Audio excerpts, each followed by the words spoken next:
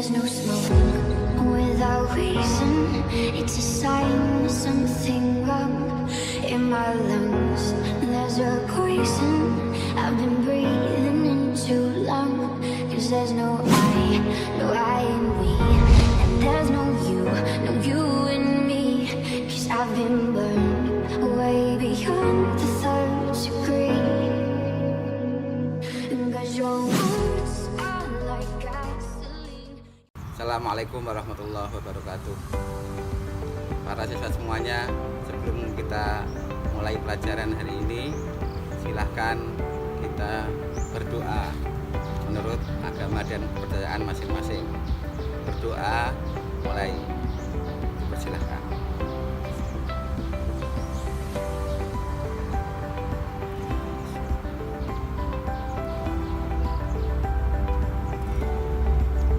Selesai.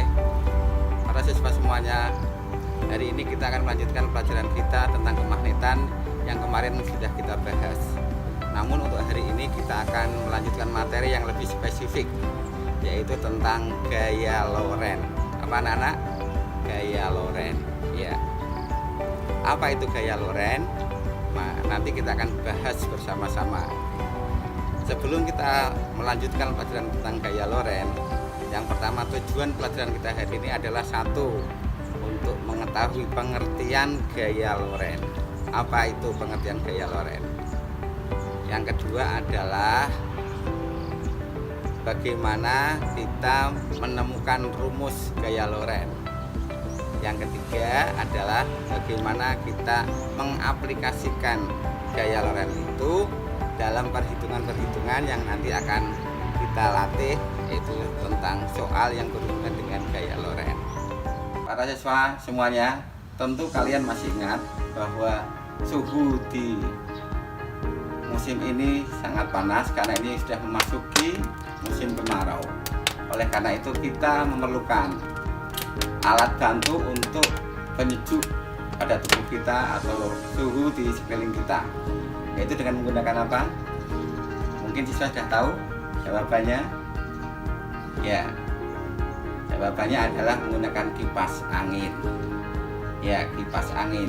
Yang menjadi masalah adalah kalian tahu tidak cara kerja kipas angin. Nah, itulah yang akan kita bahas nanti yang berhubungan dengan gaya Lorentz. Yang kedua adalah kalian dalam belajar kuat arus listrik, volt listrik, kemudian tegangan listrik, itu semuanya menggunakan alat-alat listrik salah satunya. Jadi kalau kita tadi sudah melihat bahwa kipas angin itu bergerak, tentunya kamu harus tahu apa yang menyebabkan kipas angin itu bisa berputar. Yang menyebabkan berputar itu adalah berarti ada dorongan. Dorongan yang menyebabkan kipas bergerak itu namanya gaya. Nah, gaya itu yang disebut dengan gaya Lorentz. Ya, terus kira-kira di dalam kipas itu ada apa saja kok bisa menggerakkan kipas itu? Nah, untuk lebih jelasnya kalian nanti melakukan percobaan di laboratorium. Nah, ternyata di dalam kipas itu ada 3 komponen dasar. Yang pertama adalah ada kawat panjang. Yang kedua ada arus yang mengalir dalam kawat itu. Yang ketiga ada magnet. Kita ulangi. Yang pertama ada apa? Yang pertama ada kawat yang panjang. Yang kedua ada arus yang mengalir pada kawat itu. Yang ketiga ada magnet. Ya. Nah, bagaimana cara kerjanya?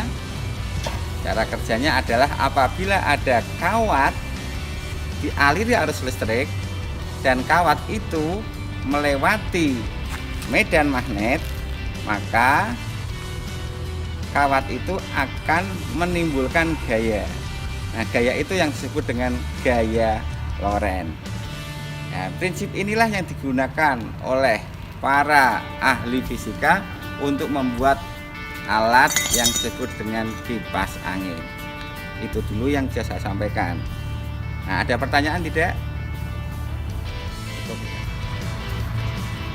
Jadi gaya Loren itu adalah hasil perkalian antara panjang kawat, yaitu yang dilambangkan dengan L, dikalikan dengan medan magnet yang dihasilkan oleh magnet, dan dikalikan dengan arus yang mengalir pada kawat tersebut, dan dikalikan dengan sinus theta antara kawat dengan medan magnet.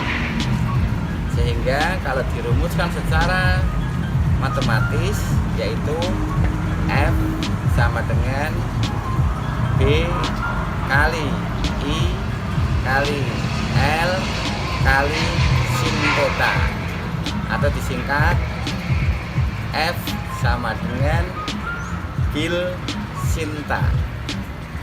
Ulangi, F sama dengan bil sinta.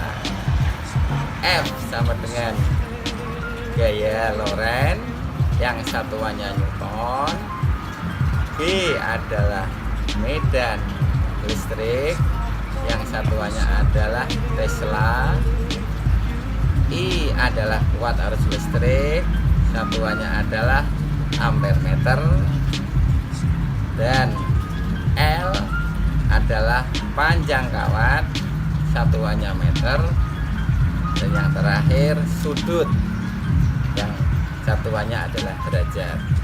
Itulah persamaan atau rumus gaya Loren yang kita bisa menemukan lewat percobaan di laboratorium. Sekarang kita lanjutkan dengan contoh soal gaya Loren. Misalkan ada sebuah soal seperti ini. Sebuah kawat penghantar panjangnya 2 meter dialiri arus listrik yang besarnya 0,5 ampere. Jika kawat tersebut tegak lurus melewati medan magnet yang besarnya 20 Tesla, hitunglah gaya Loren pada kawat tersebut.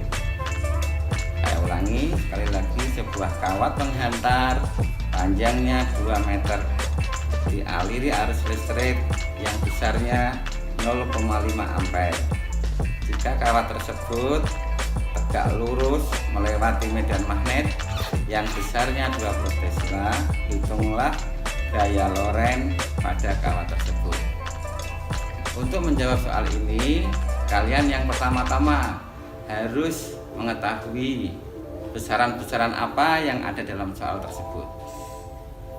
Yang pertama adalah sebuah kawat penghantar yang panjangnya 2 meter. Di sini ada kata-kata panjangnya 2 meter. Itu berarti yang diketahui adalah L sama dengan 2 meter. Berikutnya adalah dialiri arus listrik yang besarnya 0,5 ampere. Di sini berarti yang diketahui adalah I sama dengan 0,5 ampere. Kemudian yang ketiga, kawat tersebut melewati medan magnet yang besarnya 20 Tesla. Di sini ada kata-kata melewati medan magnet yang besarnya 20 Tesla, itu berarti B sama dengan 20 T. Kemudian karena tadi ada kata-kata tegak lurus, berarti sudutnya adalah theta sama dengan 90 derajat.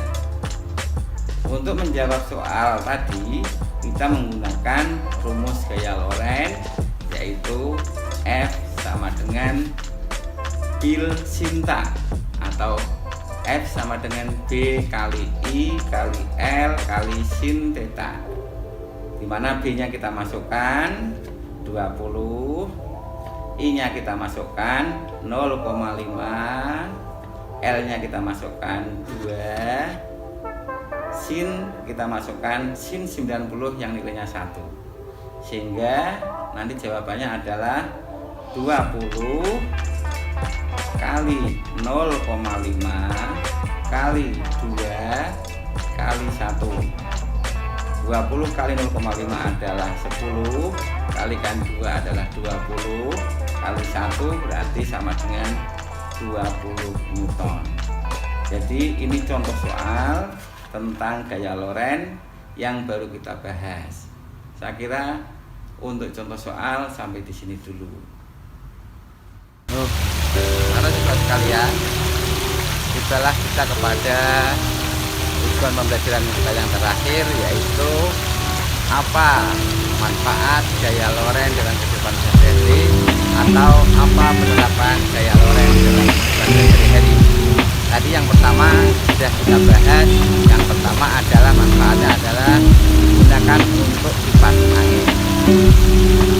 Apa? Kipas angin. Yang kedua digunakan untuk alat-alat listrik seperti ampermeter, voltmeter, meter atau ohmmeter. Manfaat lain adalah kalau digunakan ibu-ibu biasanya digunakan untuk mixer, blender, itu juga menggunakan gaya Lorentz.